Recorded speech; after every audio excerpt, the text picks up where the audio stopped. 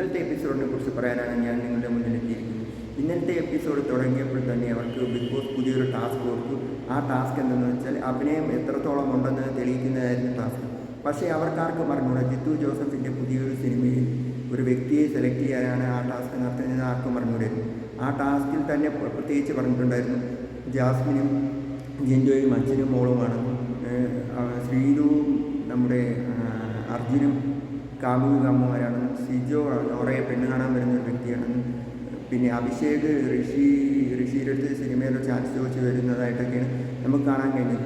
അതിൽ നോറയുടെയും സിജോയുടെയൊക്കെ എന്ത് നല്ല പെർഫോമൻസ് ആയിരുന്നു. സിജോ ഒരു ഫോർമൽ മാനായിട്ടും നോറ ഒരു കറങ്ങി നടക്കുന്ന ഒരു പെൺകുട്ടിയായിട്ടും അവസാനം സിജോയ്ക്ക് ഇങ്ങനെ കറങ്ങി നടക്കുന്ന പെൺകുട്ടിയൊന്നും ഇഷ്ടമില്ലെന്നൊക്കെ പറയുന്നു.